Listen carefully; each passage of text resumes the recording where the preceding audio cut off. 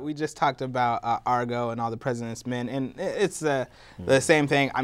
It might not have some of the serious elements that your film has, but taking those liberties to entertain the masses, but at the same time keeping it true to, as you said, the underlying story and the underlying message.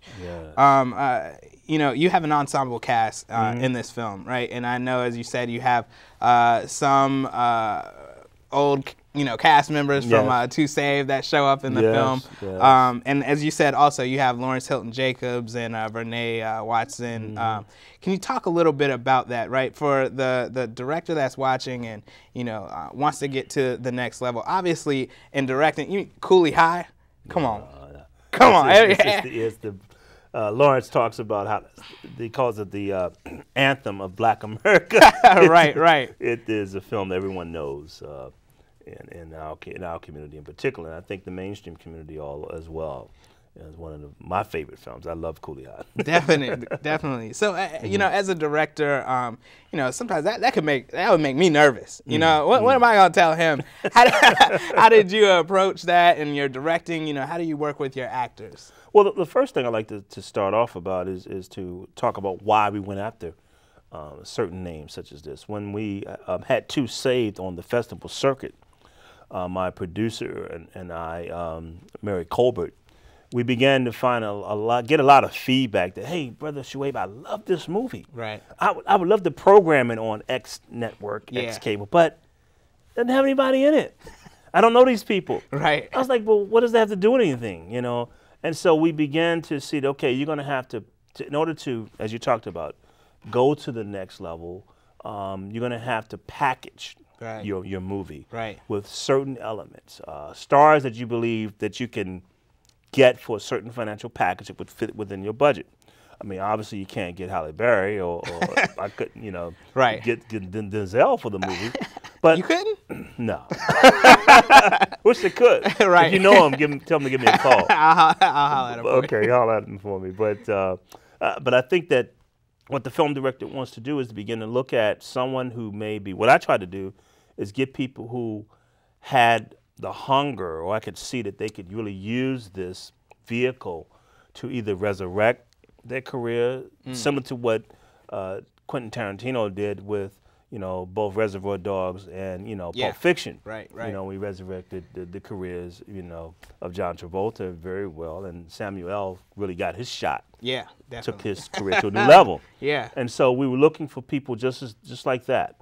And obviously, the first person we approached was Vernee Watson. I had two people in mind. I had the young lady who starred in Rock. I don't know if you remember with Charles Dutton. Yeah. I was considering her, and Vernee Watson. Okay. And so actually, literally almost a flip of a coin. I had both of their agents' information before me when I began the process, and Vernee just happened to be first. Right. Her agent responded immediately, and we began negotiating from there. Okay. From there, it began to propel. We had a number of stars, I won't name their names at the moment, that actually had signed on to the project. We originally, when I wrote the script, I had a major R&B star that would star as Patty, the woman in the film. Right. She signed a LOI, and we thought we had a deal, but as Hollywood goes. Right. Somehow, when the film was written, when I had the script, sent it to her agent, she got amnesia. Said, "I don't remember this project." Wow. And so we had to table that. Yeah. And went on to pursue the other people. Obviously, it's a lot to deal with as a director. It's the highs and lows. But obviously, for the characters that you have, the name Hezekiah Walker, people that we know, they obviously looked at the script. They said, there's something about this I want to sign on. And specifically, we look at some of the deeper topics that are covered. But I think you did a really good job of not just showing the pain and the torment, but also the healing aspect So talk a little bit about that, especially as you said, you know, in African American communities, sometimes, you know, bipolar disorder, you know, what's that? Or, you know, it's something that you're not really going to talk about, but just talk about that in terms of the healing aspect of the film as well.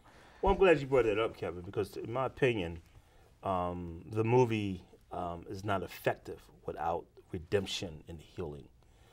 If you simply talk about someone drugging and don't deal with why, what's the root cause of their behavior, or you simply talk about the behavior and not talk about that there's hope, though. Right. There's healing.